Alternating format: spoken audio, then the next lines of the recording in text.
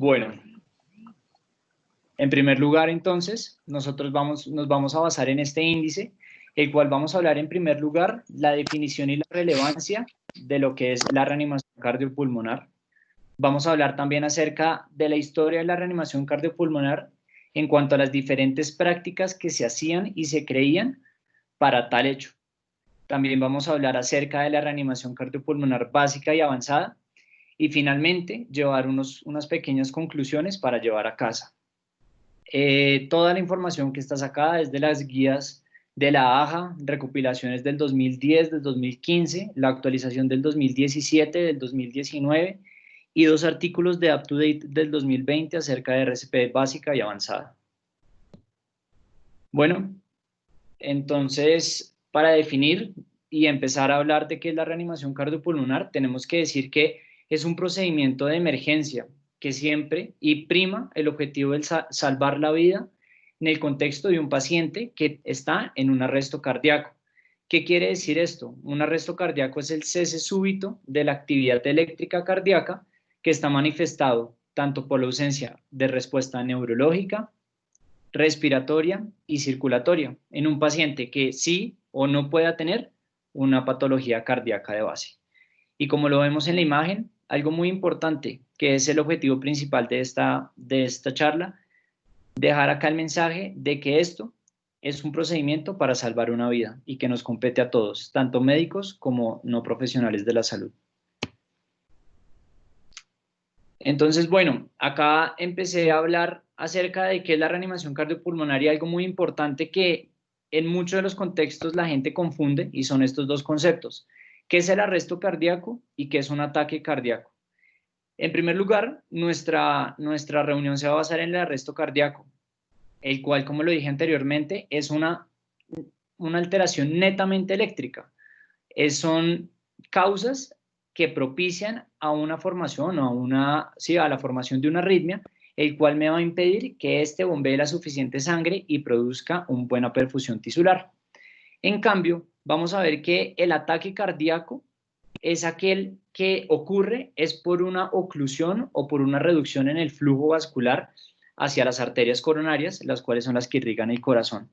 Esto es muy importante tenerlo en cuenta, ¿por qué? Porque acá estos dos conceptos, a pesar de que sean confusos y puede haber confusión en el momento del abordaje del paciente, tienen una relación muy importante. Y nos habla acá la guía de que la mayoría de los ataques cardíacos no llevan a arrestos cardíacos, pero cuando nosotros tenemos un paciente con arresto cardíaco, es muy posiblemente una causa muy frecuente que el ataque cardíaco sea una de las primeras causas. Entonces, por esto, tenerlo muy en cuenta.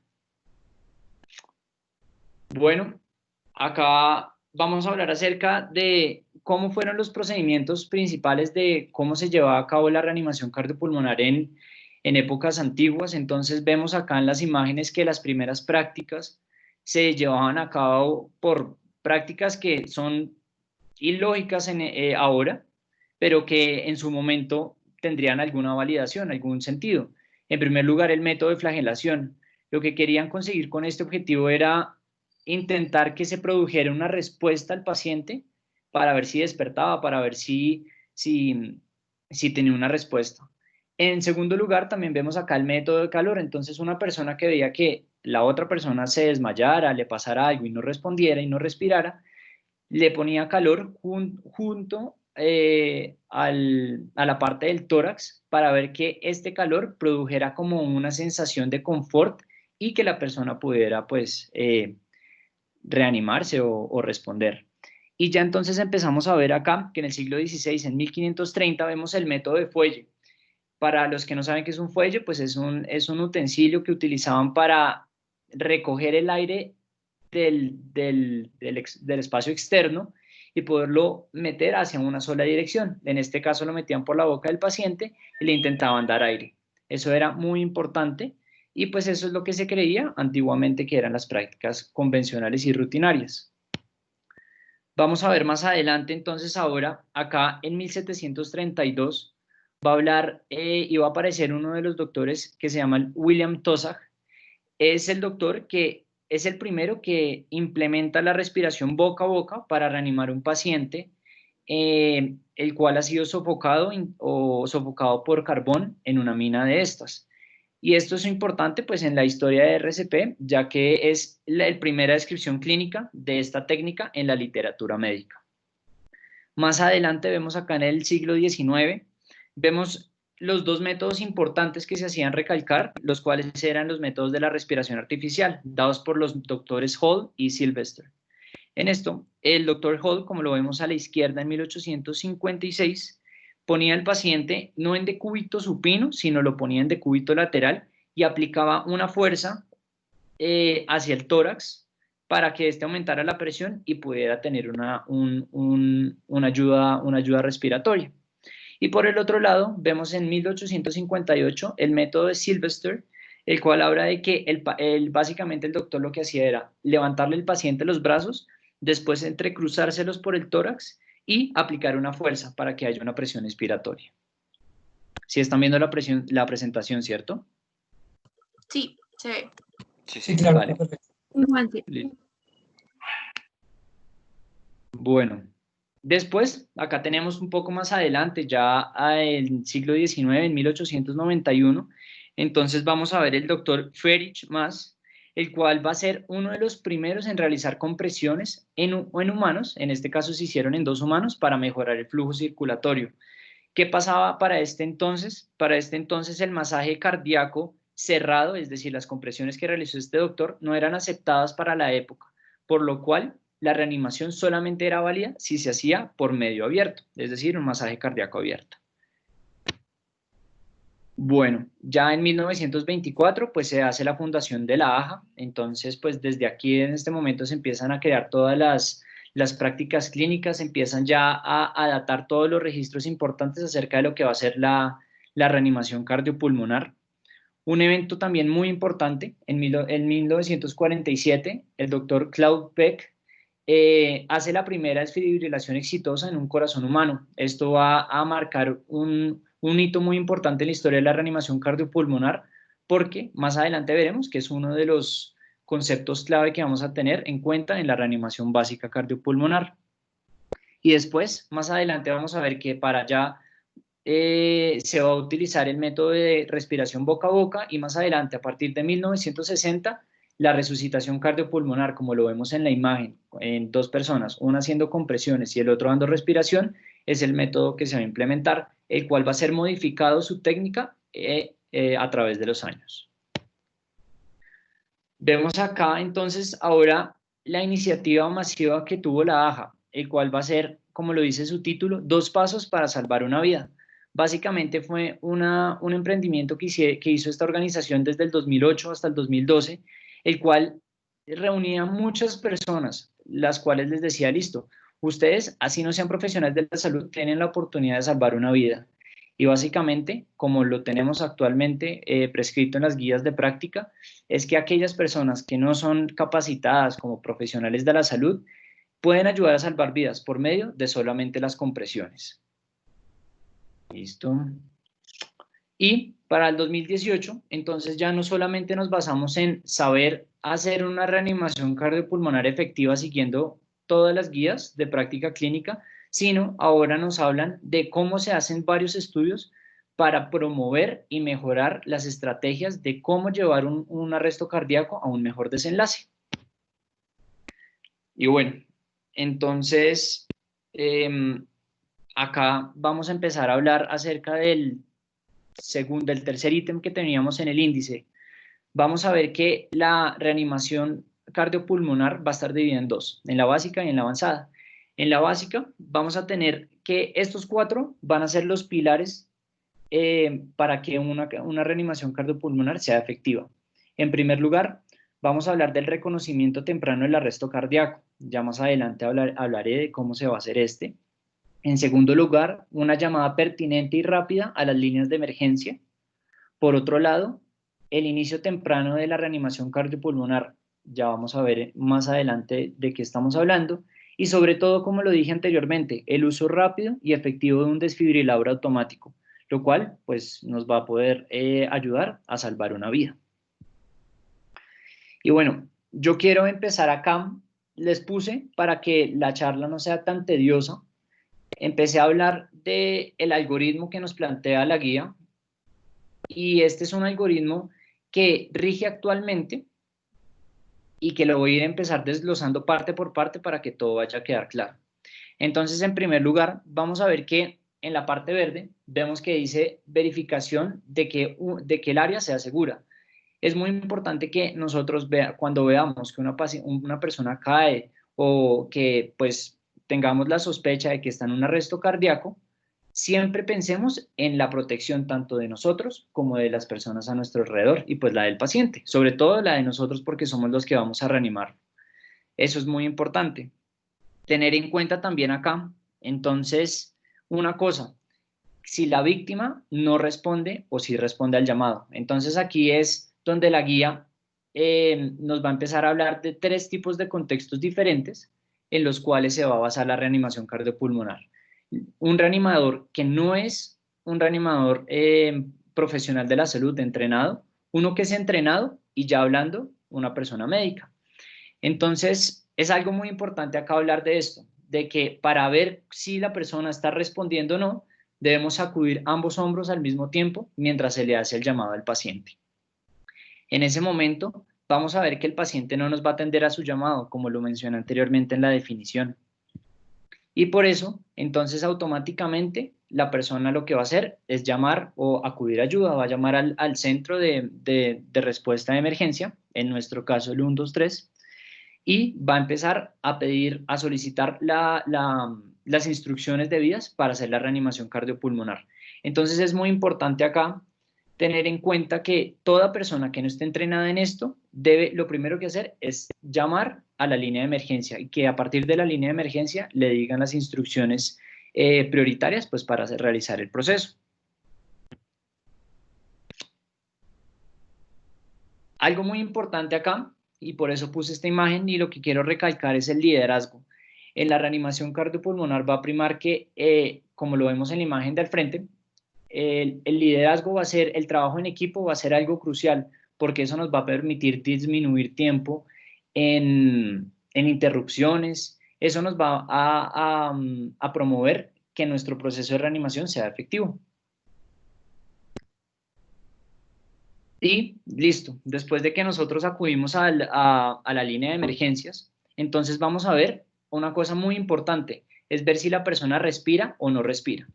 Entonces, la guía del 2015 ya quita una cosa muy importante que nosotros conocíamos antes en las guías de práctica clínica de la AJA, que es el MES, que significa mirar, escuchar y sentir. ¿Por qué no aplica? Porque se dieron cuenta que aplicando la técnica del MES se gastaba mucho tiempo en mirar, en escuchar y en sentir si la persona no respiraba y se perdía tiempo para empezar una reanimación cardiopulmonar efectiva, por lo cual se dice que si la persona no responde y si la persona no respira, y cuando yo digo no respira es que tengo una respiración o que no respire o que tenga una respiración anormal, es decir, un jadeo o un boqueo, nosotros ya pensemos en que esta persona pueda estar en un arresto cardíaco.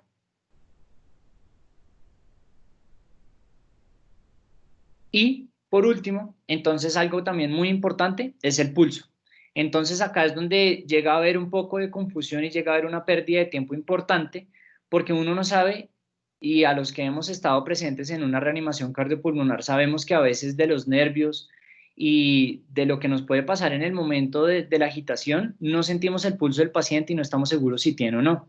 Entonces ahí es donde la guía es muy clara y dice, si usted no está seguro de que el paciente tiene o no tiene pulso, asuma que no tiene y desde ahí empieza una reanimación cardiopulmonar efectiva. Y otra cosa muy importante, no se demore más de 10 segundos en revisar pues que la persona tenga pulso o no tenga pulso. Ya esta toma del pulso es muy variable dependiendo del grupo etario que nosotros estemos analizando, pero como estamos en adultos, vamos a ver que el centro de análisis va a ser siempre el pulso carotídeo. Entonces, si no encontramos si la persona no responde al llamado, tiene una alteración en la respiración o no respira, y además de eso no tiene pulso, entonces ya vamos a saber que la persona está en un arresto cardíaco y vamos a saber que tenemos que actuar con un proceso de reanimación cardiopulmonar efectivo. Ahora, como nos pone en el algoritmo en la parte derecha algo muy importante. Nos dice, listo, la persona puede que no esté respirando, pero sí tenga pulso. Entonces ahí estamos hablando, ya no es de un paro cardiorrespiratorio, sino un paro respiratorio. Entonces, como muy bien lo hemos tenido en cuenta, siempre tener en cuenta que el llamado a la línea de emergencias es un concepto claro. Otra cosa importante, apoyar y dar oxígeno al paciente que lo necesite, porque el paciente pues está en una falla ventilatoria. Y otra cosa muy importante, empezar a mirar por qué la persona está en un paro en un paro respiratorio. Entonces, acá la guía es muy clara y nos habla de uno de las, pues de los problemáticas más grandes que hay actualmente en Estados Unidos, que es la sobredosis de opioides. Entonces, acá la guía es muy clara y nos dice, listo, si usted considera que hay una posibilidad de sobredosis de opioides, tenga en cuenta la administración de naloxona, que es el antídoto específico, según el protocolo. ¿Cómo sospechamos una sobredosis de opioides? Entonces, como sabemos, los opioides son sustancias que son depresoras, por lo que nos va a producir una miosis y una depresión respiratoria. Lo podemos tener en cuenta a la hora del examen físico. Y si no, ¿por qué no pensar en una hipoxia cerebral? El paciente puede presentar midriasis y también puede tener en cuenta esta depresión respiratoria. Listo. Y entonces, acá muy importante es que, como ya lo había mencionado, si la persona no responde al llamado, no respira o tiene alteraciones en la respiración y si no tiene pulso, empecemos las respiraciones, la reanimación cardiopulmonar efectiva con un ciclo de 30 compresiones y 2 ventilaciones. Ya entonces les empezaré a hablar de cuáles son las características específicas para cada una de estas cosas. El algoritmo Juan Sebastián, un segundo, vuelva a la Sí, lámina anterior, por favor. claro. Cuénteme. No, una cosa es para recordar, es muy bueno el énfasis que usted hace en la parte derecha de la lámina con respecto a la depresión, a la vía aérea. Recuerden, doctores, que solamente a veces con la simple maniobra de extender la mandíbula, de extender el cuello, de subluxar ligeramente la mandíbula, puede liberarse la vía aérea y el paciente puede empezar a respirar. Sobre todo en lo que nos hacía énfasis el doctor Vargas, en el sentido de que a veces la sobredosis, pues el paciente se queda dormido y el principal cuerpo de obstrucción de la vía aérea es la lengua. Entonces, simplemente con levantarla, coger los cóndilos del maxilar, los ángulos del maxilar, perdón, y llevarlos hacia adelante, se libera la lengua y el paciente puede empezar a respirar sin ningún inconveniente. Gracias. No olvidar asegurar la escena, como nos decía muy bien Juan Sebastián, en el sentido de que la seguridad de la escena es fundamental, que no haya otra víctima. Gracias. Listo, profe, muchas gracias. Continuando acá con lo que nos hablaba el algoritmo, entonces ya sabiendo que nosotros estamos enfrentados a un paciente en arresto cardíaco, depende de esto, si nosotros estamos solos o estamos acompañados. Si nosotros estamos acompañados, acá el liderazgo es muy importante. ¿Por qué? Porque vamos a mandar a esa persona, como anteriormente lo había dicho, a que llame al servicio de urgencias y a que consiga un DEA. Este desfibrilador automático, en el momento en que llegue, entonces es la herramienta principal para saber si un paciente se encuentra en algún ritmo que es desfibrilable y no desfibrilable. Entonces acá, pues esto ya es un recorderis, quisiera que alguno me recordara cuáles son los ritmos desfibrilables y los no desfibrilables. Los ritmos desfibrilables vienen siendo la fibrilación ventricular, la taquicardia ventricular sin pulso, y los no desfibrilables vienen siendo la asistolia y la actividad eléctrica sin pulso. Correcto, Quique, exacto. Entonces, ahí, de acuerdo a eso, es que va a ser fundamental saber en qué en qué ritmo se encuentra el paciente para saber qué medida tomar. Entonces, el algoritmo es muy claro. Si el paciente se encuentra en un ritmo que es desfibrilable, demos un shock o una desfibrilación y automáticamente, inmediatamente, demos esa desfibrilación, reanudemos la reanimación cardiopulmonar por 2 segundos, ¿cierto?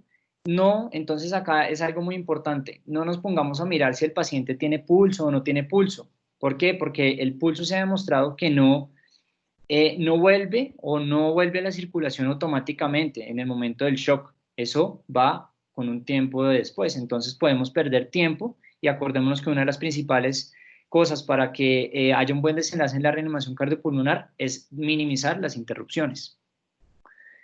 Y por el otro lado, si entonces encontramos que es un ritmo no desfibrilable, pues no hagamos la desfibrilación, continuemos reanimación cardiopulmonar inmediata y esperemos a que si estamos en un ambiente extrahospitalario, pues el servicio de paramédicos llegue y esto. Entonces, como lo había dicho Quique, excelente. Entonces, acá vemos la taquicardia ventricular sin pulso. Bien, como todos lo sabemos. Por el otro lado, la fibrilación ventricular. Y por el otro lado, entonces, asistolia. Es muy importante acá tener en cuenta que el paciente está en asistolia. No podemos decir, porque está en una derivación, está en asistolia. Entonces, tenemos que siempre chequear varias derivaciones.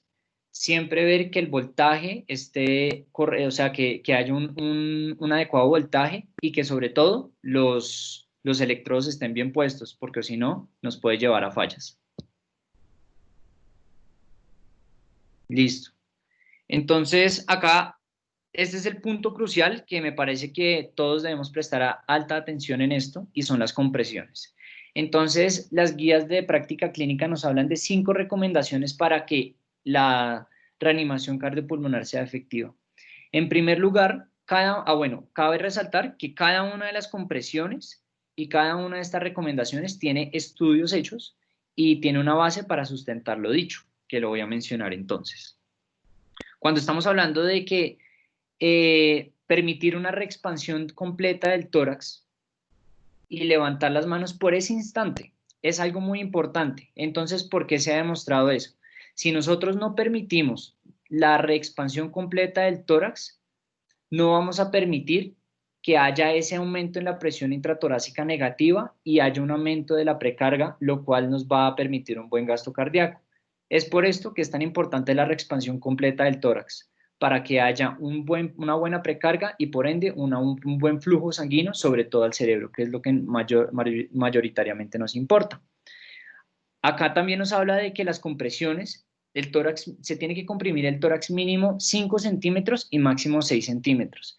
Entonces, se han hecho varios estudios y se ha demostrado que 5 centímetros es suficiente para mantener un flujo sanguíneo tanto cerebral, cardíaco y renal efectivo, y sobre todo no pasarse de los 6 centímetros, porque se ha visto que en varios estudios han demostrado que pasarse de 6 centímetros ya habla de que se puede propiciar a haber lesiones en el paciente, como lo hemos visto, pues algunas fracturas costales, entre otras. Por eso es tan importante tener en cuenta esto. Ya pues acá algo pues se sale completamente ya de la teoría, porque en el momento de que nosotros hacemos una reanimación uno piensa en salvar la vida, entonces, pero pues es algo teórico que tenemos que tener muy en cuenta. Lo que venía recalcando anteriormente, minimizar las interrupciones, entonces no más de 10 segundos, no más de 10 segundos demorarse en varias cosas. Por ejemplo, acá es algo muy importante de lo que yo les quiero hablar, y es lo que en la guía nos hablan que se llama la fracción de compresión cardíaca. Eso es, y nos habla de que es la fracción del tiempo del cual se llevan a cabo las compresiones. Es cuánto tiempo yo hago las compresiones durante la reanimación cardiopulmonar. Entonces es clara la guía y nos dice, si usted tiene una fracción de compresión cardíaca buena, usted va a tener una tasa de supervivencia en pacientes con fibrilación alta y una mayor probabilidad de retorno de la respiración espontánea en un arresto cardíaco que no sea por fibrilación ventricular. Básicamente es hablar de que la guía nos plantea que una fracción de compresión cardíaca efectiva sea mínimo del 60% y que evitemos perder tiempo en esas mínimas interrupciones, como lo son esos momentos antes del shock, mirar si la persona tiene pulso o no. En el momento en que se le vaya a hacer, más adelante hablaré del manejo de la vía aérea avanzada, el momento en que se vaya a introducir el tubo o no, esos mínimos segundos le pueden costar la vida al paciente.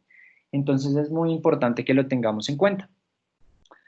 Por otro lado, cambiar de reanimador cada 2 minutos por fatiga. Los que hemos experimentado que es una reanimación cardiopulmonar sabemos que por más adrenalina, nervios, agitación, lo que haya, es una práctica que cansa y si nosotros nos cansamos, se disminuye la calidad de esta.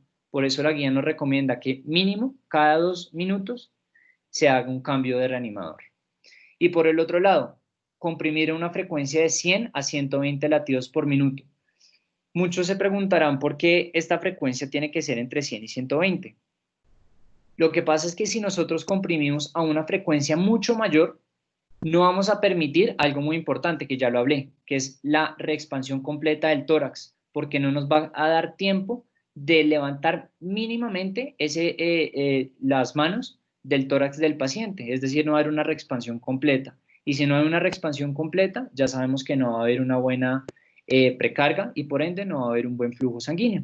Entonces, por esto es muy importante. Acá, a modo de volverlo un poco más práctico, tenemos que tener en cuenta que hay varias canciones a las cuales la frecuencia de la canción va entre 100 y 120 latidos por minuto o ritmos por minuto, los cuales nos ayudan a hacer que esta práctica sea mucho mejor. Los que estén interesados pueden buscar pues la canción por YouTube y los ponen en Google Staying Alive y ponen RCP y ahí les va a salir y efectivamente esos latidos por minuto que uno puede llevar en ritmo es el mismo ritmo de la canción. Por eso, pues, importante esto.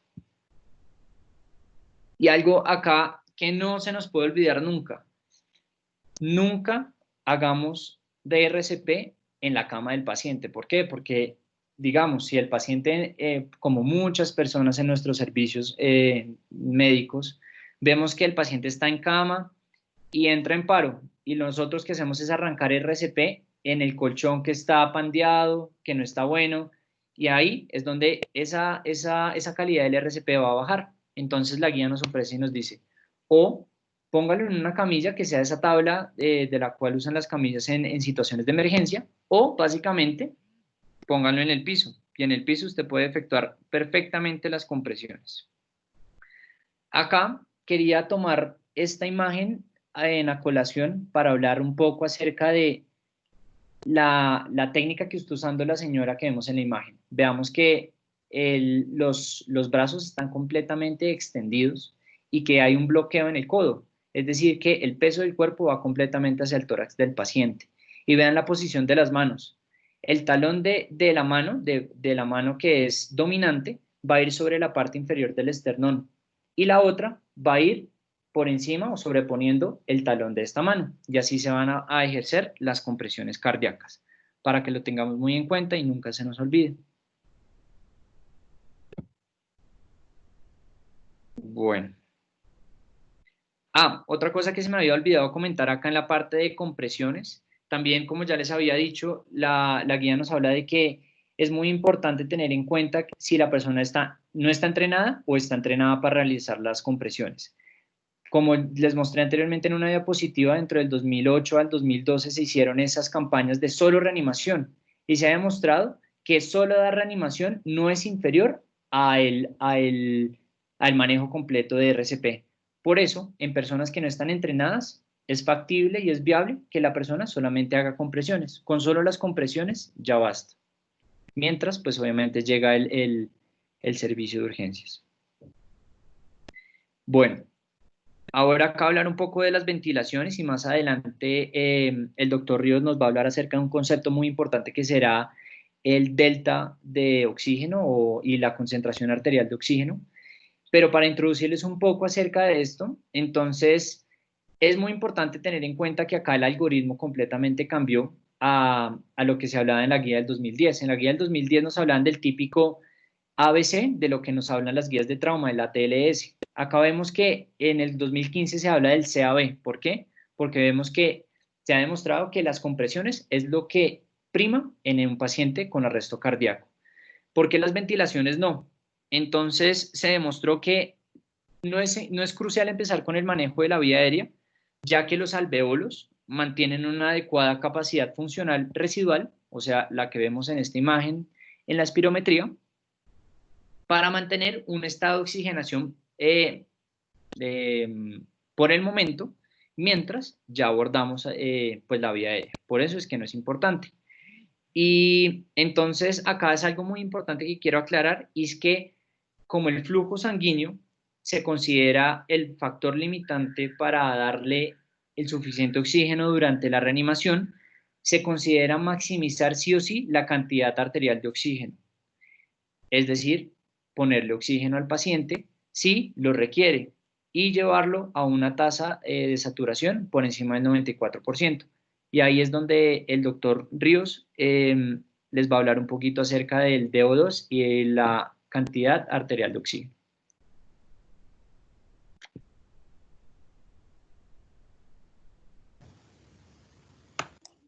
¿Ya?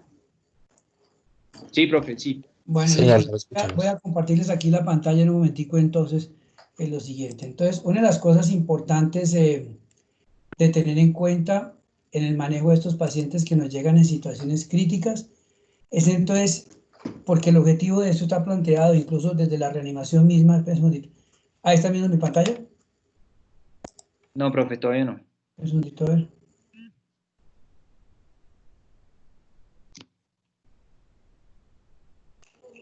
¿No? Ya, profe, ya está cargando. Bueno, un segundito que está lentejo esta vaina. Entonces, una de las cosas importantes para lo cual está hecho este proceso de reanimación cardiopulmonar. ¿Ya? Sí. ¿Ahora sí se ve? Sí, profe. Bueno, entonces, para lo cual está hecho este proceso de reanimación cardiopulmonar es sustentar bien el aporte de oxígeno a los siguientes, al oxígeno a los tejidos.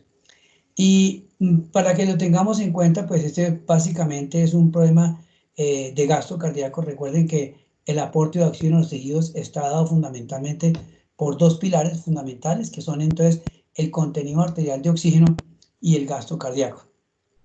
Afectaremos el contenido arterial de oxígeno cuando, pues, recordemos que la hemoglobina es el principal transportador del oxígeno, de manera tal que un paciente que nos llegue exsanguinado, pues ese sí va a ser una déficit importante del aporte de oxígeno a los tejidos, de manera tal que lo que tenemos que hacer aquí es entrar en la reanimación con líquidos, pero especialmente con sangre, que es el sustituto fundamental para mejorar el aporte de oxígeno a los tejidos. Hasta lo que hemos hablado ahorita, fundamentalmente, entonces ha sido el gasto cardíaco. Para que no se nos olvide entonces que el gasto cardíaco depende de dos variables, las cuales están comprometidas en el paciente que está entonces en paro. Uno es la frecuencia cardíaca, que es fundamental en lo que hemos hablado hasta el momento, en el sentido de que todo lo que nos saque del ritmo normal, de una frecuencia entre 60 y 90 por minuto, y que produzca una taquicardia con frecuencias superiores a 150, 180, pues va a afectar profundamente el gasto cardíaco. Entonces, o las bradicardias, que son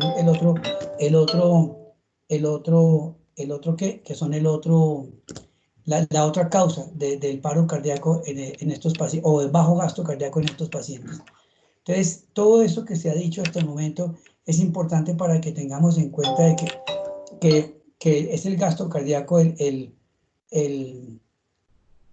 el gasto cardíaco y una parte fundamental del aporte de oxígeno a los tejidos, lo que nos hace entonces entrarle rápido, porque pues vamos a entrar en deuda de oxígeno rápidamente. Hay otros factores pues que hacen parte de otras situaciones, pero vale la pena mencionar de una vez, que es el control del volumen sistólico, que depende esencialmente de la precarga, la poscarga y la contractilidad. La contractilidad afectada en estas situaciones de paro, básicamente por los síndromes coronarios agudos, y que afectan eso, y la precarga, que depende fundamentalmente del volumen. Entonces, en estos pacientes que tenemos en reanimación, es importante la canalización de una vía periférica, ojalá un catéter lo más grueso que podamos, 16, 18, para infundir líquidos y administrar medicamentos, o el control de la poscarga, que también nos puede llevar el paciente a un descenso rápido del gasto cardíaco, especialmente cuando tenemos pérdidas de las resistencias vasculares en los choques, entonces, en los choques distributivos esencialmente. Pero no olvidar entonces el parámetro de la frecuencia cardíaca, que es fundamental de lo que hemos hablado, en el sentido de que todo lo que me saque el ritmo sinusal normal me puede tumbar el gasto cardíaco y afectar entonces el pronóstico del paciente. Con respecto a lo que hablaba el profesor Vargas, en el sentido de que no olvidar también entonces cómo transportamos el oxígeno en la sangre. Recordemos que el oxígeno viaja libre y unido entonces la hemoglobina. La libre es el que nos ejerce presión de oxígeno, presión parcial de oxígeno, y ese pues desafortunadamente, como lo vemos en la curvita de abajo, el oxígeno disuelto pues es muy escaso para reunir las necesidades metabólicas. Necesitamos eso, entonces un transportador que es la hemoglobina, y la hemoglobina entonces es la que es capaz de transportar el oxígeno. Recordemos que y que los sumados los dos nos van a dar entonces el contenido entonces arterial.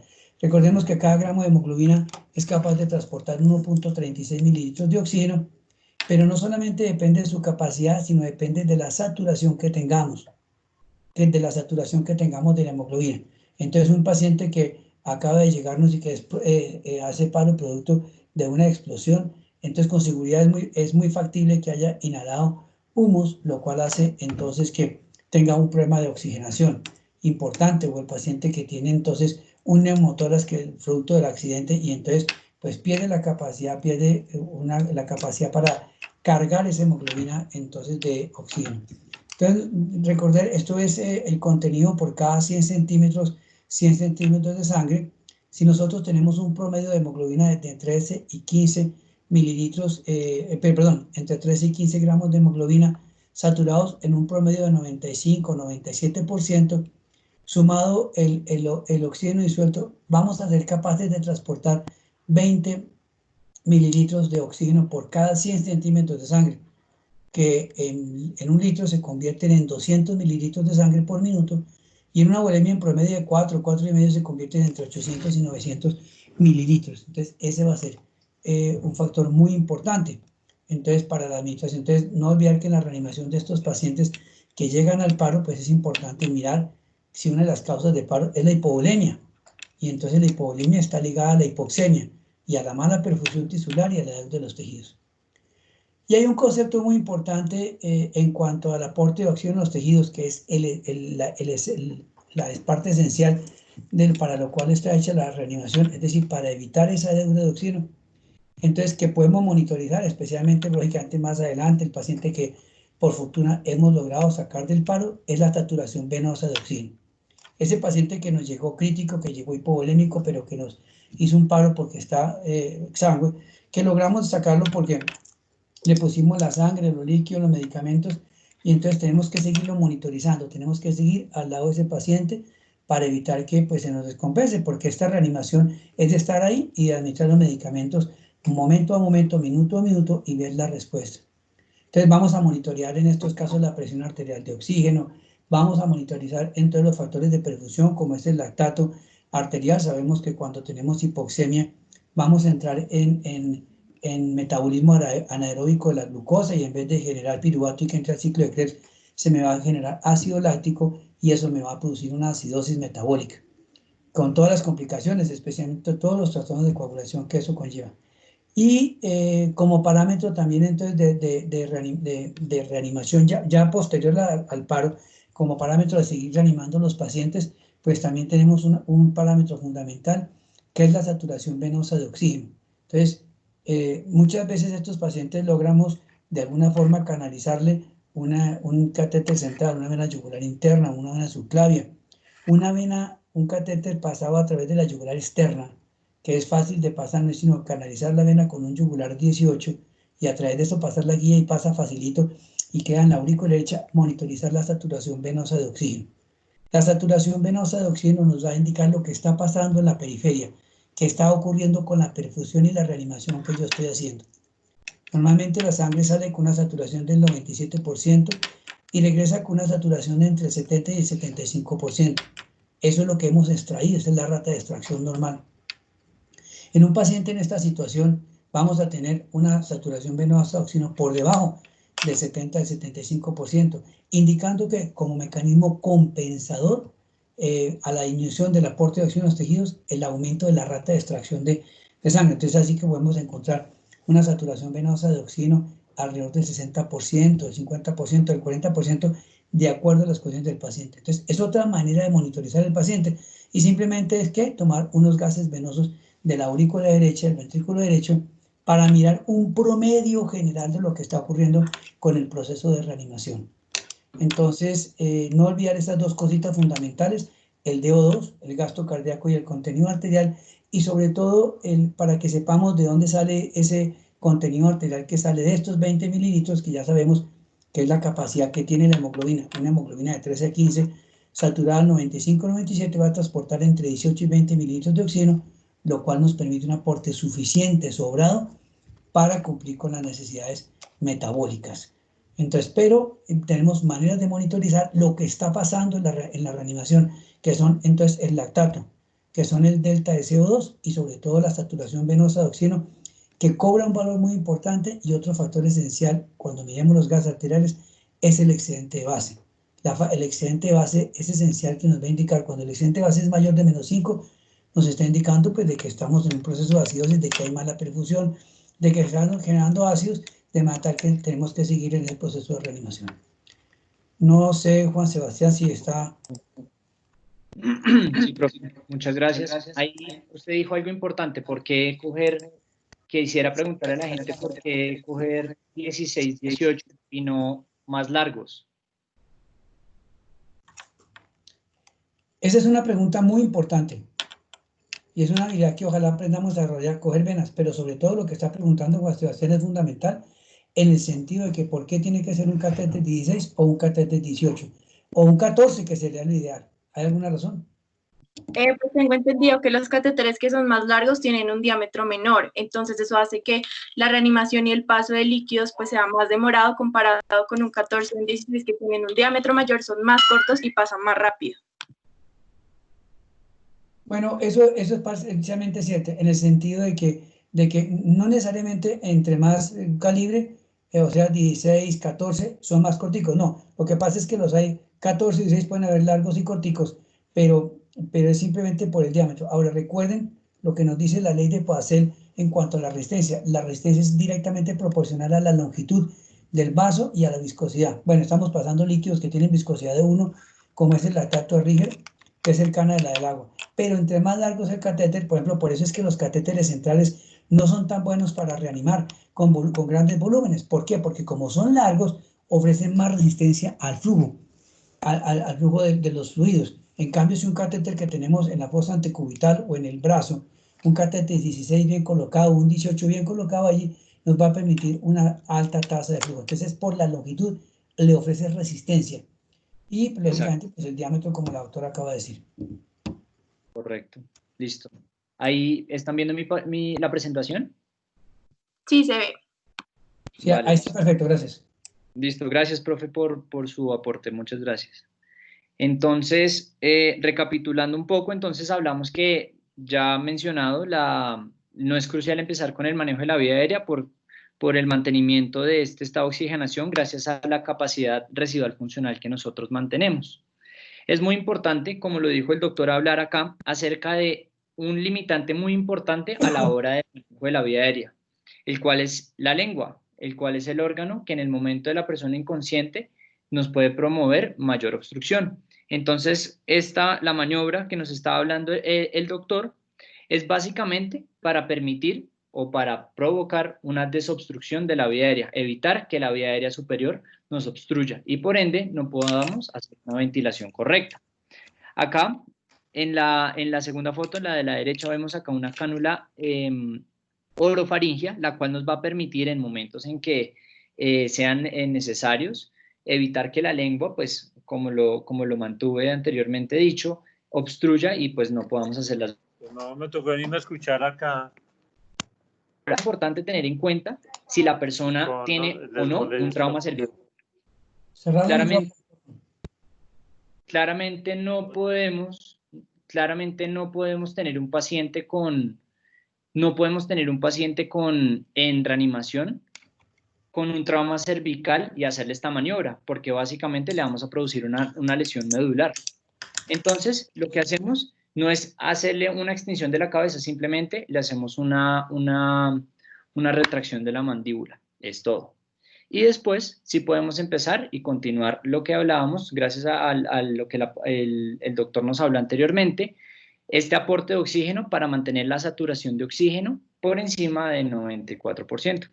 Juan Sebastián, una pregunta, hágales una pregunta, dígales, preguntémosle al público que nos acompaña ¿qué volúmenes conforman la capacidad residual funcional y cuál es su función?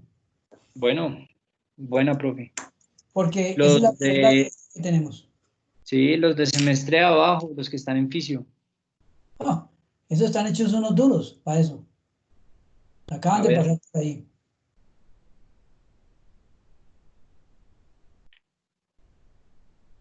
sin pena. No, no pasa Sí, nada si no estos. saben. Vamos Aquí para se lo aprender. espera. Si no sabemos, entonces uno dice, pues no sé, ya. O preguntémosle a alguien, por ejemplo, a Jerónimo Ruiz Pérez. ¿Qué opina Jerónimo Ruiz Pérez?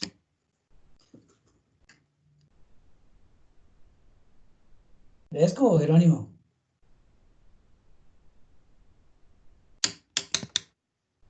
Jerónimo. Bueno.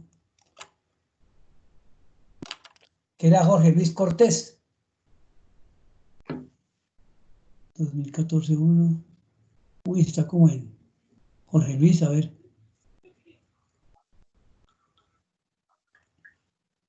Bueno. Doc, ¿Quién habla? yo, Andrés Vivas. Dale, vivas. Ah, de eso, Vivas, hágale, hermano. La ¿Qué semestre está Vivas? De lo que me acuerdo, creo que la capacidad funcional es el volumen, o sea, el volumen de gas que queda en el pulmón posterior a una expiración normal. Y lo conforman el volumen residual y la reserva expiratoria, creo. Perfecto. ¿Lo conforman quiénes? El volumen residual y el volumen de reserva expiratoria. Entonces, no olvidar que los volúmenes, la suma de volúmenes forman capacidades. Entonces está, como usted bien lo dice, el volumen residual y el volumen de reserva expiratoria. Por eso es que, imagínense, ¿qué tal cuando tenemos, por qué el paciente con enfisema más hipoxemia? Sencillamente por el hecho de que colapsa rápidamente la vía y la capacidad funcional se reduce y entonces hace hipoxemia y retiene CO2. Aquí, como tenemos desafortunadamente, los pacientes entramos son la mayoría jóvenes, entonces esa capacidad residual funcional que queda nos permite un tiempito mientras llega el apoyo para a canalizar una vía aérea mejor. Entonces, por eso es que lo ideal es, como ha dicho Juan Sebastián, iniciar con las compresiones. Muy bien, hombre, los olvido, gracias. Gracias, vivas. Bueno. Entonces acá, bueno, otra cosa muy importante, cuando nosotros estamos dando estas ventilaciones al paciente, es muy importante tener en cuenta que debemos mantener una frecuencia respiratoria entre 10 a 12 respiraciones por minuto. ¿Por qué? Porque en el momento que nosotros hagamos más respiraciones de las que deben ser, pasan dos cosas. Uno, podemos meter al paciente en un estado de alcalosis respiratoria y por otro lado, podemos aumentar la presión intratorácica y por ende esto también nos va a alterar la precarga y por ende el gasto cardíaco y el flujo sanguíneo no va a ser adecuado para el paciente que estamos reanimando. Es por eso que es tan importante esto. Más adelante entonces ahora en dispositivos avanzados hablaré un poco acerca de las indicaciones de estos, pero entonces la primera pregunta que nos tenemos que hacer en el momento de las ventilaciones es, ¿el paciente tiene o no un dispositivo de vía aérea avanzado presente? ¿Como cuáles? Entonces vemos acá la máscara laringia o vemos el tubo endotraqueal. Si la respuesta es sí, entonces hacemos unas ventilaciones asincrónicas, es decir, una ventilación cada 6 segundos o 10 ventilaciones en un minuto, como lo acabé de mencionar anteriormente. Si no, ejemplo, si tiene una máscara facial, entonces lo que hacemos son respiraciones completamente sincrónicas y continuamos el manejo de 2 ventilaciones después de las 30 compresiones. Es decir, que al paciente que tiene un dispositivo de vida aérea avanzado, lo que hacemos es una ventilación cada 6 segundos, pero no paramos de hacer compresiones. Simplemente, simultáneamente a esto, lo vamos haciendo. Y acá, algo muy importante entonces, hablar acerca del cardiodesfibrilador automático. Entonces, una cosa va a ser desfibrilar y otra cosa va a ser, una cosa va a ser cardiodesfibrilar y otra cosa va a ser cardiovertir, que lo voy a hablar más adelante. Para hacer una definición clara de qué es una cardiodesfibrilación, es un paso de una corriente eléctrica no sincrónica a través del miocardio. Y hay dos tipos, el monofásico y el bifásico, cada uno teniendo unas cargas con unidades de joules, las cuales van a ser dependiendo de la arritmia y dependiendo de lo que nosotros queramos. Y la recomendación de la guía es muy clara. Se hace la primera descarga con la máxima capacidad de energía. Entonces acá, como lo vemos en el tipo monofásico, vemos que 360 joules está indicado para la primera descarga. Y en un bifásico, menos, es decir, 200 joules. Ahora, es muy importante tener en cuenta, acá más adelante lo nombraré también, que el uso de un desfibrilador bifásico, pues uno, es mejor para el paciente, para un menos consumo de energía y menos riesgo en que el paciente pueda producir una lesión post-shock por la lesión de la electricidad, de la energía que se le está dando. Y algo muy importante, y la guía lo menciona, que el uso temprano del desfibrilador automático en pacientes con fibrilación ventricular mejora los desenlaces. Es decir, si nosotros tenemos un paciente en un medio intrahospitalario y el paciente entra en una fibrilación ventricular y automáticamente tenemos el DEA, usémoslo. ¿Listo? Eso es muy importante. Ahora, ¿cómo ponemos las paletas para hacer una desfibrilación efectiva? Entonces, como lo vemos en la imagen de la izquierda, entonces la primera la ponemos en el segundo espacio intercostal con línea medio clavicular derecha o en la región infraclavicular. Y el otro lo ponemos en el quinto espacio intercostal con línea axilar anterior en todo el ápex del corazón. Eso es muy importante para tener en cuenta y pues hacerlo de manera correcta. Ahora, es muy importante acá tener en cuenta esta imagen de la derecha. El medio de conducción de electricidad va a ser el gel. Si el gel lo aplicamos en un tórax que no está rasurado, no va a haber una buena conducción y por ende no va a haber un buen paso de energía. Por eso es tan importante esto. Y ahora entonces acá hablando acerca un poco de cuál es el manejo de la vía aérea avanzada. Entonces vamos a tener en cuenta varias cosas. En primer lugar, vamos a ver que el manejo con un dispositivo avanzado no debe retrasar el inicio de la reanimación cardiopulmonar ni el uso del desfibrilador, especialmente en los pacientes con fibrilación ventricular. Es decir, que no nos vamos a poner a esperarnos al doctor especialista que sepa intubar al paciente para nosotros empezar a comprimir. Eso es secundario y por eso la recomendación de la guía del 2019 nos habla de algo muy importante. El uso de un dispositivo básico o un dispositivo avanzado puede ser considerado en cualquier contexto. Entonces, en el medio extrahospitalario, depende. Si la persona tiene las capacidades y tiene una tasa óptima de acertar en la introducción de un tubo endotraqueal, pues el manejo de la vía aérea avanzada está indicada, sea un supraglótico o sea un tubo endotraqueal. Si no, pues entonces podemos hacer el uso de un dispositivo supraglótico. Es muy importante acá, pues que obviamente todos los profesionales de la salud se entrenen en una práctica especial para pues saber intubar. Y por el otro lado, la guía acá ya se cuenta como si el personal de la salud fuera especialista en el manejo del tubo endotraqueal. Entonces dice, si el paciente está entrenado en una vía aérea avanzada, el dispositivo supraglótico y el tubo endotraqueal está completamente indicado. ¿Por qué siempre nos ponen las dos técnicas? Porque si mejor dicho, si el doctor no puede intubar al paciente, si hay alguna contraindicación, pues ahí está el dispositivo supraglótico que me va a evitar que se pierda tiempo y hayan más interrupciones en la reanimación. Siempre también es importante evaluar el riesgo-beneficio con respecto a interrupción de compresiones para introducir el tubo endotraqueal. Eso es muy importante, como ya lo había mencionado, de acuerdo o no a la experiencia de la persona que lo esté poniendo. Una cosa acá muy importante, cuando nosotros hablamos de un manejo de vía aérea avanzada, tenemos que tener en cuenta que el manejo del uso de un tubo endotraqueal tenemos que ver que esté bien posicionado, porque si no, no va a estar ventilando el paciente y no vamos a estar haciendo una reanimación efectiva. Por lo cual hay varios signos o hay varias formas de ver que un tubo está bien colocado. En primer lugar, una expansión torácica bilateral, la ausencia de aire esofágico, los ruidos torácicos audibles bilaterales y acá algo muy importante, una curva capnográfica que marque pues el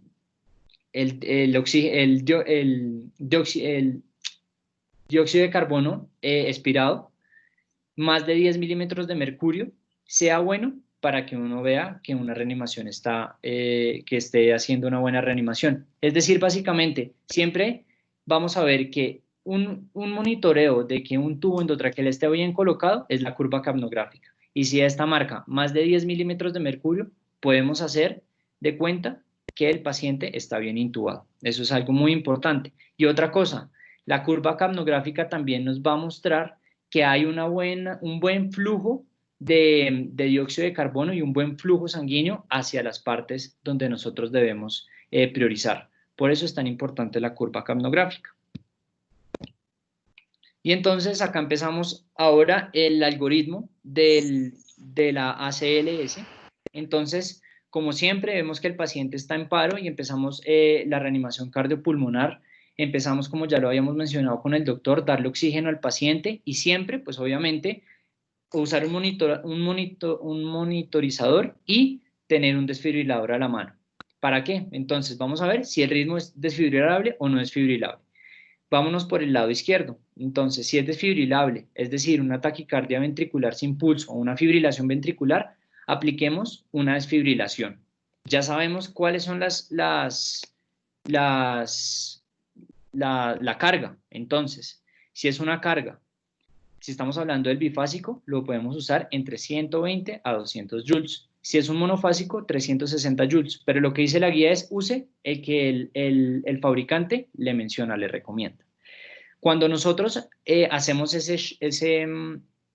esa cardiodesfibrilación y el paciente no sale del paro, entonces vamos instantáneamente a reanudar la reanimación cardiopulmonar durante 2 minutos, haciendo el ciclo que ya veníamos hablando de 30-2 y tener un acceso de vía intravenoso o vía intraóseo. ¿Por qué?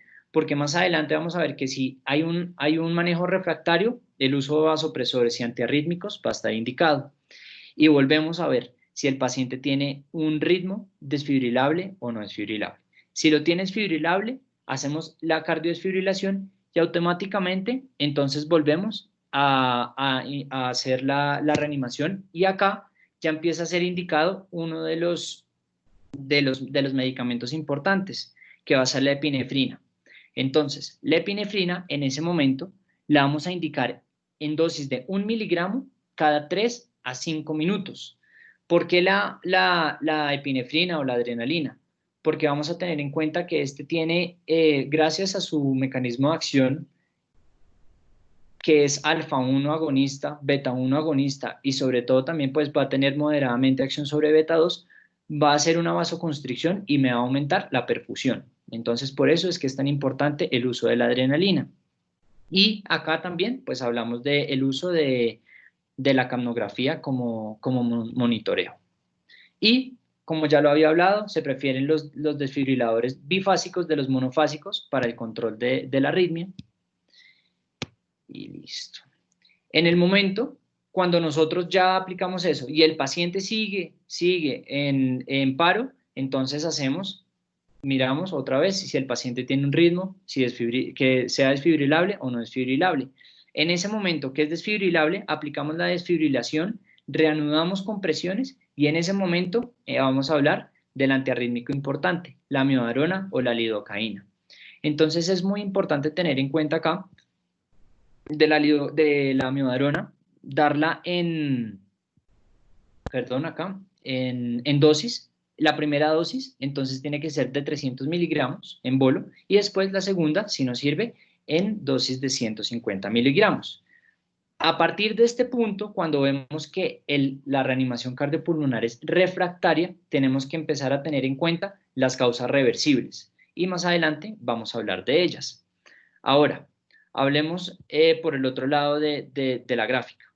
Si vemos que un paciente entra en un ritmo que no es desfibrilable, como lo que es una actividad eléctrica sin pulso o la sistolia, en ese instante no hacemos desfibrilación porque no es indicado, empezamos con un acceso intravenoso, aplicamos epinefrina, 1 miligramo cada 3 a 5 minutos y consideramos el abordaje de la vía aérea avanzada.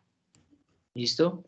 Y otra vez miramos si el ritmo es desfibrilable o no es desfibrilable, entonces continuamos con esto y miramos también las causas reversibles a esto.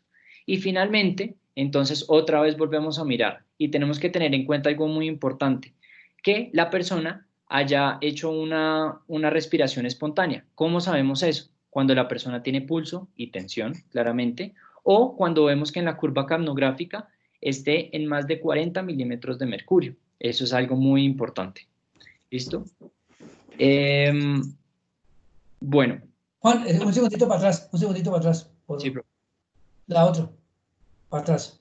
Entonces, no olvidar que, como el recuerdo desde el principio que Juan Sebastián nos dijo, entonces encontramos el paciente que acaba de colapsar, activamos el sistema todo eso al tiempo, todo eso tiene que hacer al tiempo, activamos el sistema de urgencias, pedimos el DEA, que es lo que estamos esperando, e iniciamos inmediatamente las compresiones, sin dilación ni sin nada, empiezan entonces las compresiones. Una vez llega el DEA, entonces lo ponemos a analizar el ritmo, y él simplemente coloca las paletas, como ya vimos, y nos va a decir si el ritmo es desfibrilable o no es desfibrilable, o se ordena una descarga. Él descarga e inmediatamente volvemos a las compresiones. 2 minutos de compresiones, chequeamos el pulso menos de 10 segundos y se vuelve a poner el desfibrilador si se indica una descarga. Entonces, si no, se hace una descarga y empezamos con la administración de los medicamentos, como ya muy bien dijeron. Pero pilas con la pérdida del tiempo, porque aquí no podemos perder tiempo entre una cosa y otra. Entonces, tiene que ser prácticamente pues simultáneo todo. Entonces, y con la actividad eléctrica sin pulso, perdón, las historias, sí, la actividad eléctrica sin pulso básicamente es las compresiones y la administración de la epinefrina, e ir, como nos va a decir Juan Sebastián ahorita, chequeando las causas, entonces, chequeando las causas mejorables. Ahora, una cosa importante con respecto a los antiarrítmicos, muchas veces, por circunstancias, usted está en la mitad del Chocó y lo único que tiene es lidocaína, pues le pone lidocaína. 1 miligramo por kilogramo de peso en un bol le puede llegar entre 1 y 3 miligramos kilogramo hora de infusión continua para el tratamiento de las arritmias. Es excelente porque es un bloqueador de los canales de calcio que actúa en la fase 0 del potencial de acción de respuesta rápida, en este caso del corazón. Entonces, para que eso no tenga eso, póngale pilas que la adrenalina, la lidocaína tiene una presentación con adrenalina, entonces tengo que chequear el medicamento para que no vaya a cometer entonces errores. Y ya, pues ya Juan Sebastián nos va a mencionar las causas tratables del paro cardiopulmonar. Siga, Juan Sebastián, por favor. Profe, una pregunta. Señor. ¿El DEA solamente hace, el DEA qué hace en sí? O sea, puede hacer cardiovasculación. Entonces usted pone el DEA, y entonces usted pone el DEA, y entonces el DEA le dice, analizando el ritmo, y así va diciendo, analizando el ritmo, entonces se indica una descarga, apártense todos se apartan, y el coso automáticamente se dispara. Acto seguido usted empieza a volver a comprimir. A los 2 minutos vuelve y analiza el ritmo. Y entonces le dice, analizando el ritmo, vuelve, indica descarga. O puede decir, no indica descarga, entonces usted sigue comprimiendo y sigue administrando los medicamentos en esos casos, ¿no? ¿Dónde te hacen en la universidad? En el G. Y en Alport. En el G hay uno. En el Mesón creo que hay otro. Y en el... ¿En el H debe haber? No, yo no he visto el H. ¿Saben dónde hay uno? En el oratorio, en la iglesia. Ahí junto a la escalera que sube al segundo piso hay un DEA. Entonces, con la tabla. Entonces, hay un DEA. Como esto se acumula tanta gente ahí, entonces ahí hay DEA. Entonces, eso es lo que hace el DEA y vamos siguiendo, administrando los medicamentos y que según entonces se indiquen. Pero eso es lo que hace el DEA. El DEA lo único que hace es analizar el ritmo y ordenar o no ordenar descarga. Profe, pero entonces él hace desfibrilación y también puede hacer cardioversión. Sí, porque de acuerdo, la cardioversión ya es un aparato esto solamente es para desfibrilación. Es un aparato, los que usan en reanimación cardiopulmonar, que uno lo puede poner en modo de cardioversión o en modo de desfibrilación. Bueno, y de acuerdo a la carga, ¿no? Porque si usted tiene una desfibrilación, pone una carga entre 50 y 100 joules. En cambio, aquí ya hemos visto que para una carga debe ser por lo menos 120 a 200 joules en modo bifásico y hasta 360 joules en modo monofásico. La primera descarga tiene que ser la máxima, básicamente para disminuir la impedancia, es decir, la resistencia que le ofrecen los tejidos, la piel, todo eso, y por eso es que se aconseja que la primera descarga sea alta.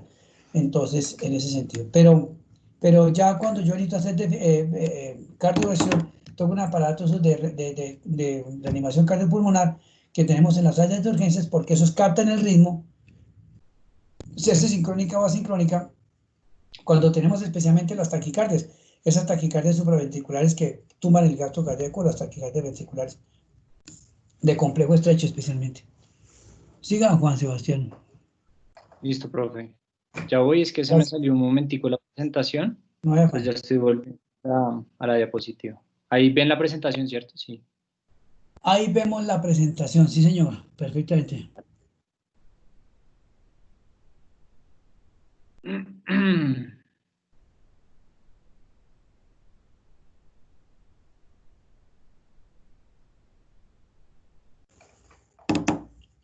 Listo. Entonces, como ya lo venía hablando, en caso de que haya un manejo refractario o una reanimación cardiopulmonar refractaria a las medidas iniciales, siempre tenemos que considerar las causas potencialmente reversibles para el arresto cardíaco. Entonces, las famosas 5Hs y 5Ts, la hipoxia, la hipovolemia, la acidosis por hidrogeniones, la hipercalemia, la hipotermia, las toxinas, el taponamiento cardíaco, la trombosis pulmonar y la trombosis coronaria son causas que siempre tenemos que tener en cuenta en pacientes que no resuelvan las primeras medidas iniciales. Es algo muy importante porque si no resolvemos esas causas, no vamos a poder llevar a la persona a salir del paro cardíaco. Entonces, acá lo cité textual muy importante porque es una de las preguntas que uno siempre se hace en el monitoreo durante la reanimación cardiopulmonar y nos hablan de que, bueno, como ya lo dijo el profe y lo hablamos, la capnografía es muy importante como medida invasiva, entonces también vemos la relajación arterial de la presión diastólica, lo que ya había dicho el profesor, y por el otro lado, el monitoreo de la presión arterial, de la saturación venosa central, entre otros. Y listo. Eso es por el lado de lo que es la reanimación básica y avanzada. También acá la guía de la ACLS nos habla de cómo hacer el manejo de las bradiarritmias. Entonces, en primer lugar, algo muy importante que tenemos que tener en cuenta es que las bradiarritmias siempre tenemos que tener en cuenta el contexto clínico del paciente, ¿listo? Y siempre ver que una bradicardia no es lo mismo que una bradiarritmia. Entonces, cuando nosotros hablamos de una bradiarritmia, entonces hablamos de que más o menos siempre se van a presentar los síntomas de inestabilidad por debajo de los 50 latidos por minuto. Y entonces es ahí en donde tenemos que tener en cuenta algo muy importante. En primer lugar, como ya siempre lo habíamos dicho, tener en cuenta el ABC, es decir, siempre mantener una vía aérea permeable, siempre asistir a un paciente con oxígeno si la persona está hipoxémica. Si vemos físicamente a la persona con inminencia de falla respiratoria o con alteraciones respiratorias como tiraje intercostal, con disociación tóraco-abdominal, entre otros. También algo muy importante acá, lo menciono, y es el monitoreo cardíaco para identificar el ritmo. Entonces vamos a ver las diferentes bradiarritmias. Entonces, en primer lugar, la bradicardia sinusal. Vamos a ver acá también el bloqueo auriculoventricular de primer grado. Entonces acá tenemos, ya lo habían mencionado en la anterior charla mis compañeros, pero para hacer un buen recorderis, que el intervalo PR no tiene que ser mayor a 0.2 segundos. Ahí lo podemos ver, está prolongado, 0.24 segundos. También veamos acá el bloqueo auriculoventricular de segundo grado MOVITS 1. Vamos a ver que el intervalo PR va a estar prolongándose cada vez hasta que no conduzca y pues no haya un QRS. Por el otro lado, el auriculoventricular de segundo grado MOVITS 2, en donde vemos que se mantiene el PR, pero en un momento deja de conducir. Deja de conducir abruptamente y no hay una aparición del QRS. Y por el otro lado, el más temido, que es el bloqueo auriculoventricular de tercer grado, o también llamado disociación auriculoventricular, en donde tanto el P como el QRS como el T actúan por sí solos, o sea, de manera independiente. Entonces, para tener en cuenta estas bradiarritmias, es también relacionándolo con los síntomas del paciente. Entonces, el famoso Padre Nuestro que nosotros nos han enseñado. Si el paciente presenta síntomas de inestabilidad como la hipotensión, como la alteración del estado mental, como signos de shock, como disconfort isquémico torácico o como signos de falla cardíaca aguda, pensemos si los tiene o no los tiene. Si sí los tiene, entonces de una vez démosle atropina al paciente. Entonces, la atropina es un medicamento anticolinérgico que lo que va a hacer es impedir que la acetilcolina actúe y por ende me provoque más bradicardia. Lo que va a producir la atropina es taquicardia, que es lo que nosotros queremos, tener un efecto cronotrópico positivo. Por ende, empezamos en una dosis, primera dosis de 0.5 miligramos en bolo y lo repetimos cada 3 a 5 minutos hasta llegar a un máximo de 3 miligramos. Es muy importante ahora tener en cuenta acá dos cosas. Las opciones que están acá abajo, como el marcapasos transcutáneo o el marcapasos farmacológico, está indicado y sobre todo está indicado en pacientes que no respondan al primer manejo. Pero ahora una cosa muy importante, el bloqueo auriculoventricular de segundo grado, MOVITS 2, y el bloqueo auriculoventricular de tercer grado son arritmias que no me van a responder bien a la atropina. Por ende, el manejo preferible es el marcapasos transcutáneo. Ahora, algo muy importante de tener en cuenta si nosotros vamos a hacer un manejo de marcapasos farmacológico. Tenemos que tener en cuenta que la dopamina es un medicamento que lo podemos usar a dosis respuesta. Su acción va encaminada hacia las dosis respuesta. Como lo vemos en la gráfica, empezamos a titular al paciente entre 2 a 20 microgramos por kilo, pero tenemos que tener en cuenta que cada intervalo de dosis va a tener un efecto en un receptor específico. De 2 a 5 microgramos por kilo minuto vamos a tener una acción dopaminérgica, de 5 a 10 cronotrópica. Entonces es ahí en donde nosotros vamos a aplicar la dosis de la dopamina. Y más arriba, si lo queremos seguir escalando, pues una dosis alfa-adrenérgica, o sea, vasoconstrictora, de más de 10 microgramos por kilo minuto. Muy importante tenerla en cuenta. Listo. Bueno, ahora hablar acá un poco de las taquiarritmias. Igual, entonces siempre enfocado al contexto del paciente, siempre tener en cuenta que una taquiarritmia y que produzca síntomas de inestabilidad me los va a generar por encima de 150 latidos por minuto. Entonces es ahí en donde yo también tengo que identificar la posible causa. Si yo trato, entonces tengo que ver que la taquicardia o la taquiarritmia sea primaria o secundaria. Si es primaria, es la que me está causando la arritmia. Y si es secundaria, ver que hay muchas causas de taquicardia, como lo son la sepsis, como lo son la hemorragia, los cuales me pueden producir un aumento de la frecuencia cardíaca. ¿Listo? Igualmente, mantener también la vía aérea, el oxígeno y monitorizar al paciente. Y entonces es ahí en donde también otra vez vemos los síntomas del Padre Nuestro. Si tiene alguno de estos síntomas, sí o sí, empecemos una cardioversión sincronizada. Entonces es ahí que yo quisiera preguntar cuál es la diferencia entre una cardioversión y una cardiodesfibrilación en contexto del electrocardiograma, si alguien se anima. Que la cardioversión es en modo sincrónico, es decir, debe pegar en cada QRS, y la desfibrilación es asincrónica, es decir, puede pegar en cualquier parte del electro, o bueno, del ciclo eléctrico del corazón. Exacto, Juan Díaz, exacto. Entonces, esa es la diferencia principal. Y vamos a ver, y vamos a tener en cuenta que la dosis para cada tipo de arritmias es diferente. No podemos tratar cierta dosis o cierta carga de energía para todas las arritmias. Entonces, es ahí muy importante en donde vamos a clasificar las taquiarritmias en 4 grupos. Hay muchos tipos de taquiarritmias, yo puse las más frecuentes y las que más vemos en la práctica clínica para no poner una charla un poco tediosa. Entonces, principalmente,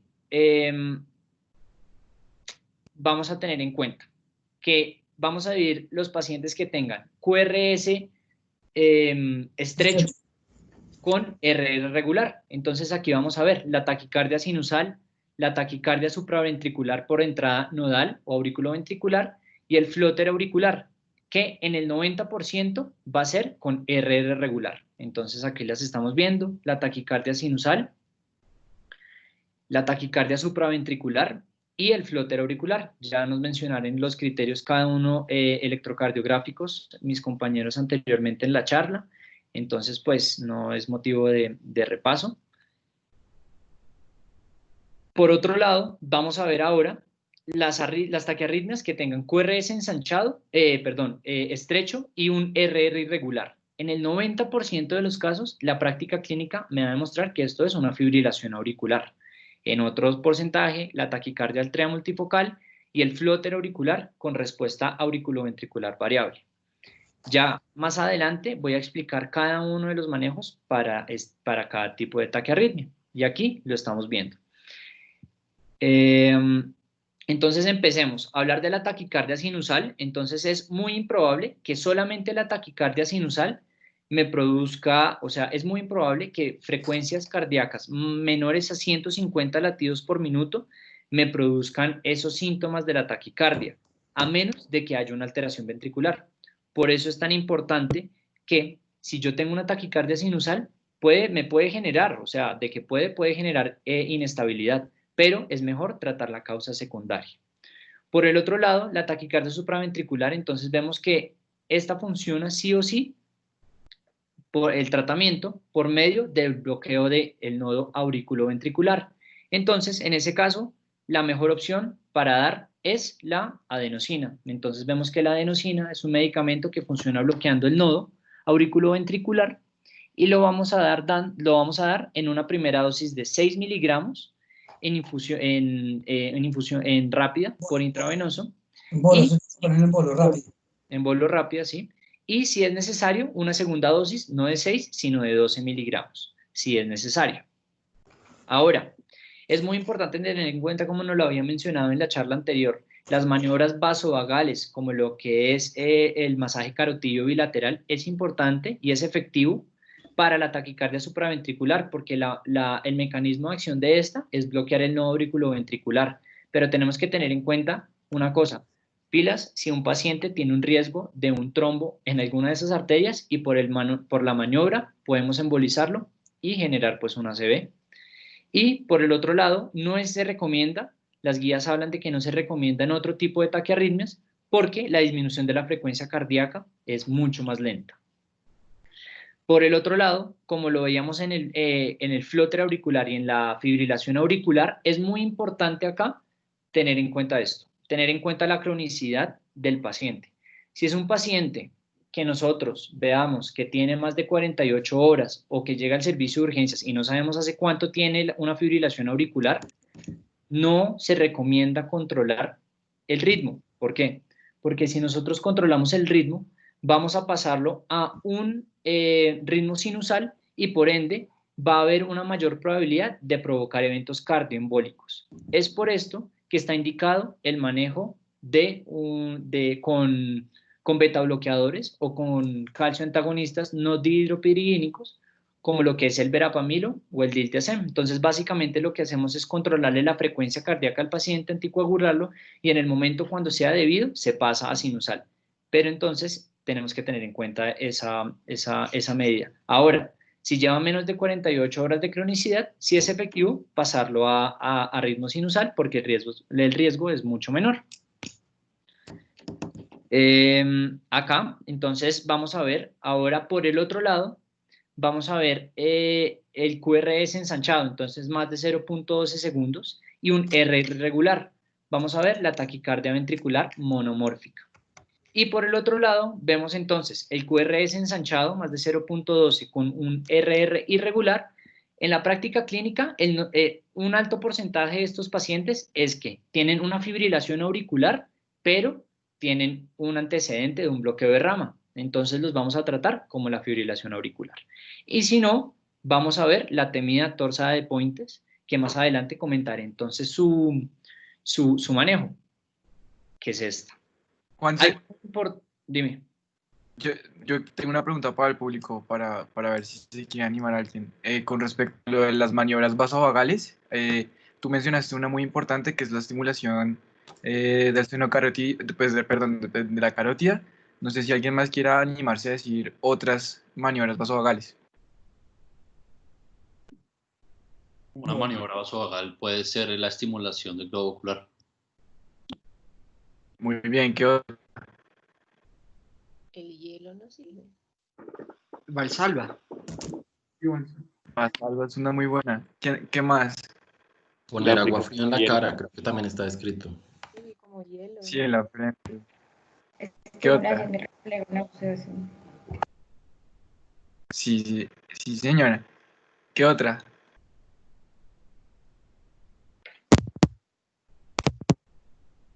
Bueno, hay muchas más también, digamos, estimulación, se ha descrito que también hay estimulación anal, y hay más, y la que se está utilizando también ahorita es hacer que el paciente esté sentado, que haga maniobra de Valsalva y rápidamente acostarlo. No sé si eso tenga un epónimo, no sé si alguien le quiera decir o se sepa cómo se llama la maniobra, pero también es una maniobra muy buena para este tipo de taquiarritmias.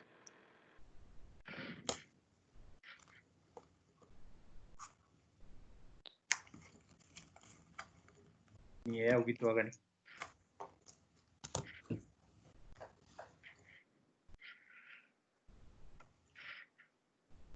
Oh, no, dale, Juanse, sigue. Ah, bueno, dale, listo. Entonces, recapitulando un poco, entonces ya después de haber visto cómo se hace la división de las taquiarritmias efectivas, entonces ya hablé del tratamiento de la sinusal, de la supraventricular, del flóter y de la fibrilación auricular. Ahora, es muy importante tener en cuenta algo. Si el paciente, entonces, los antiarrítmicos como la amiodarona, en pacientes con fibrilación o flóter, como ya lo dije, si es más de 48 horas, ojo, porque puede prevenir complicaciones cardioembólicas. Y por el otro lado, los beta bloqueadores, como lo sabemos, también cumplen una función antiarrítmica, claramente, pero también sirven como un bloqueadores del nodo auriculoventricular. Entonces, estos están indicados en casos de arritmias supraventriculares diferentes a la paroxística, como ya lo había dicho anteriormente, y en caso de que la taquicardia paroxística supraventricular no responda a la adenosina. Es importante tener en cuenta esto. Ahora, otra cosa que se me olvidó decir, como lo habían hablado anteriormente, la taquicardia con respecto a la edad cambia. Entonces es muy importante tener la frecuencia cardíaca. Entonces, acordémonos que la frecuencia cardíaca por edad es igual a 220 menos la edad, para saber si el paciente realmente está taquicárdico de acuerdo a la edad o no que presenta el paciente. Listo. Bueno. Entonces acá, hablando un poco acerca de los estudios, pues para precisar acerca de la investigación que se le hicieron a los vasopresores, se demostró que es razonable administrar 1 miligramo de epinefrina cada 3 a 5 minutos. ¿Por qué? Porque mejora la sobrevida a 30 días y mejora la posibilidad de que el paciente sea reanimado con éxito. Pero hay una cosa que no se ha estudiado y no se ha demostrado, que haya aumento en una mejoría en los desenlaces neurológicos. Entonces, la guía dice, use epinefrina, pero se van a seguir estudiando a ver si la epinefrina crea o no mejoría en desenlaces neurológicos. Acá, hablando acerca un poco de si dar epinefrina con vasopresina o no, o cómo. Entonces, en primer lugar, hablan de que la vasopresina es efectiva, claramente es efectiva, pero que la vasopresina más epinefrina o la vasopresina no, o solamente el uso de vasopresina no es superior al uso de la epinefrina, por lo cual dejamos la vasopresina por fuera del algoritmo para mejorar simplicidad y solo hacemos uso de la epinefrina como vasopresor. Y por el otro lado, se hicieron estudios en donde se demostró que el uso de dosis mayores a 1 miligramo no mejora la sobrevida y no mejora desenlaces que usarlos a 1 miligramo, por lo cual se recomienda que lo demos a 1 miligramo cada 3 a 5 minutos. Como lo mencionaba acá, entonces se recomienda solamente dar epinefrina, dijimos que la vasopresina no, y que la epinefrina se administre, entonces, después de algunas circunstancias en las que la reanimación ha sido refractaria y que sea administrada inmediatamente si el paciente presenta un ritmo no desfibrilable. Y bueno, acá algo muy importante, entonces ya para ir terminando, vamos a tener en cuenta algo que siempre nos causa curiosidad y saber, porque pues es algo que éticamente es algo muy pesado y que hay un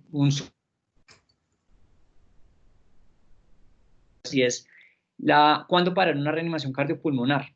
Entonces, esto no es de un criterio o de muchos criterios. Uno se tiene que llenar de razones para saber que la reanimación cardiopulmonar debe ser parada.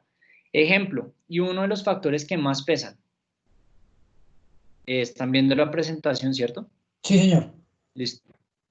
Uno de los factores que más influyen. Entonces, si tenemos en la capnografía menos de 10 milímetros de mercurio por más de 20 minutos, eso ya me va a decir de entrada que va a ser un desenlace pobre.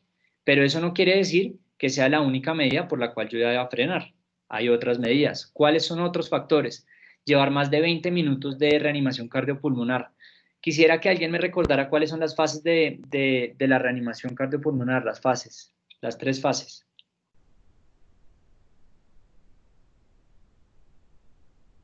Si alguien recuerda.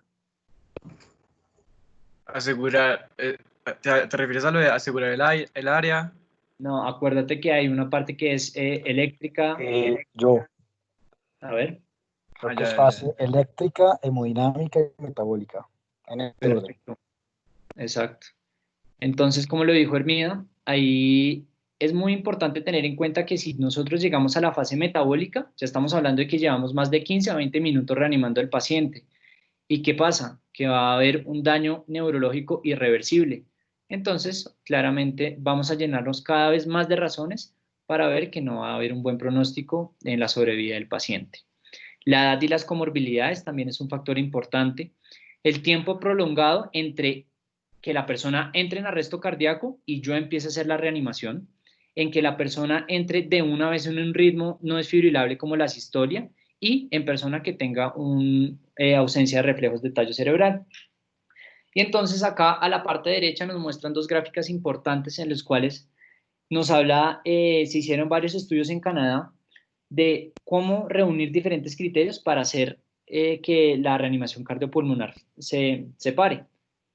Entonces, dice, si el arresto cardíaco no fue presencial por un personal médico, si no hubo retorno de la circulación espontánea antes del transporte y si no hubo un uso efectivo del DEA antes del transporte, si todos esos criterios se juntan, más los otros factores que influyen a la decisión, es importante que es indicado que frenemos la reanimación. Si alguno de esos no se cumple, sí o sí toca seguir reanimando al paciente y llevarlo al servicio de urgencias. Eso por el lado del algoritmo del básico. Por el lado del algoritmo avanzado, entonces nos habla de que también se tiene que cumplir todos los criterios, que sea un arresto no presenciado, que sea un paciente, un reanimador no entrenado, ¿cierto? Que no haya un retorno de la circulación espontánea antes del transporte y que no haya una previa uso de un desfibrilador automático. Si se cumplen todos los criterios, es indicación de parar la reanimación cardiopulmonar. Entonces, acá básicamente el mensaje es que no nos guiemos de un parámetro o fisiológico o porque el paciente no salió y llevamos mucho tiempo, sino cada vez llenémonos más de razones para saber cuándo parar o cuándo seguir. Listo. Y después entonces finalmente hablamos acá del manejo. En el caso, pues esta es una charla otra que si podré darla cuando abordemos el módulo de cuidado intensivo lo haré, que es el manejo del arresto cardíaco después del arresto cardíaco. Entonces es muy importante tener en cuenta la vigilancia y la optimización de la función cardiopulmonar y neurológica. Se han hecho muchos estudios y no se ha concluido que no hay ningún parámetro fisiológico para mirar si hay un buen o no desenlace de la función neurológica. Siempre mantener una ventilación, una oxigenación y una temperatura adecuada. Más adelante, en otra reunión, no es motivo ahorita, pero hablaremos de cuál es esa terapia de acuerdo a la temperatura, sí o no llevar al paciente a hipotermia.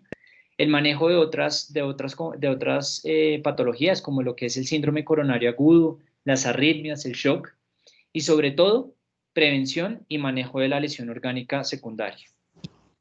Y bueno, pues para llevar a casa, el mensaje que nos debe quedar a todos es que no hay que ser un profesional de la salud para salvar una vida, y un mensaje muy importante acerca de Abraham Lincoln, que dijo que después de crear una vida, que es lo más importante, después salvar uno es algo muy importante. Entonces, pues muchísimas gracias por escucharme. No sé si el doctor quisiera dar otras palabras, otras recomendaciones, algún otro apunte, y muchísimas gracias. No, Juan Sebastián, muchas gracias, y Hugo, muchas gracias por haberme invitado. Excelente, buenísimo, gracias por haberme invitado. No, yo creo que pues simplemente a manera general, pues recordar varias cositas. Primero, lo que usted dijo en un principio, el liderazgo, que alguien coja el liderazgo en una situación de estas para que se vaya llevando los tiempos, los medicamentos que vamos administrando, la rotación de las personas, porque a veces nos creemos héroes y entonces yo no suelto la compresión, ya estoy mamado, entonces la compresión se empieza a armar. Ese recambio cada 2 minutos es fundamental. Entonces, los actos heroicos y protagónicos en esto no caben. Lo que hay que es trabajar en equipo, bajo un liderazgo de alguien que vaya llevando entonces las secuencias de las cosas, sobre todo los medicamentos que se van administrando, porque empezamos a administrar cosas entonces a la loca. Y otra cosa importante es en cuanto al manejo de la vía aérea. Recordar que a veces con una cosa tan sencilla como colocar una cánula orofaringia podemos liberar la vía aérea, o simplemente las maniobras de extensión como lo mencionamos o lo vimos en las láminas en la gráfica, en la cual la extensión de la mandíbula hacia arriba, cogiéndola de los ángulos del maxilar, traccionándola hacia arriba, hace que se libere la vía aérea. Y la aplicación de la máscara facial con el ambú, adecuadamente colocada, no sé si eso ya han hablado, con objeto de favorecer entre la ventilación y favorecer siempre y procurar siempre la administración de oxígeno al 100%. Si yo no tengo a mano o no soy experto en el manejo de la vía aérea y me está funcionando la ventilación con máscara facial, pues siga con máscara facial. ¿Es bien cansón? Sí, pero si está siendo efectiva y el paciente tiene tiene buen retorno de CO2, lo lograron sacar del paro, siga con eso ahí. En caso tal, están los dispositivos supraglóticos, que está la colocación de la máscara laringe, que es relativamente sencilla de colocar, que nos ayuda entonces a ventilar mejor el paciente. Y por último, el estándar de oro para estas cosas es la intubación endotraqueal. Pero sobre todo, doctores, sobre todo en el manejo de la intubación endotraqueal, chequear siempre, yo se los he dicho en el curso, chequear siempre que estemos metidos en la tráquea, que yo vea pasar el tubo por la tráquea. Porque muchas veces, y eso no es ni crítica ni más faltaba, pero muchas veces la gente del afán, de la dificultad, porque a veces es difícil, es complicado, entonces ese tubo queda metido en el esófago y lo ventilan por el esófago y el paciente llega en malas condiciones. Entonces, para que lo tengamos en cuenta, chequear siempre. Lo primero que yo tengo que hacer cuando intubo la tráquea, siempre chequear el epigastro, que no tenga yo ruidos gástricos, y esta vaina está metida en el esófago. Que mire, que ausculte las bases pulmonares, debajo de las axilas, y sobre todo que vea la expansión pulmonar, y ojalá que tengamos el retorno del CO2. Eso es importante tener en cuenta. Entonces, pero si no soy experto, continúe con la máscara facial, que eso, el resultado es igual. En la modo sincrónico o asincrónico, como ya nos dijeron. Y le tengo una pregunta al público. ¿A qué le tienen más miedo en cuanto a la medición del CO2? ¿A un paciente hipercápnico o hipocápnico? Buena es.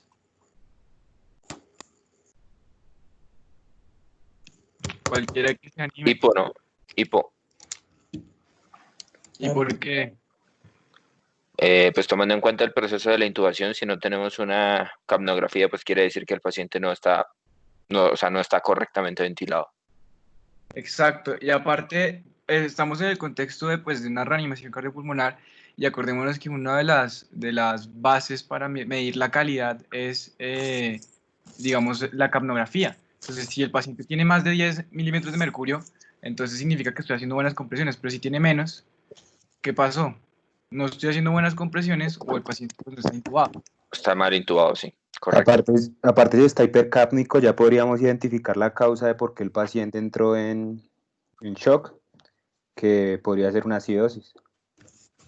Y si está hipercápnico, quiere decir que ya tiene gasto cardíaco, ¿no? Recuerden que eso es una medida indirecta del gasto cardíaco. Del retorno venoso adecuado. Exacto.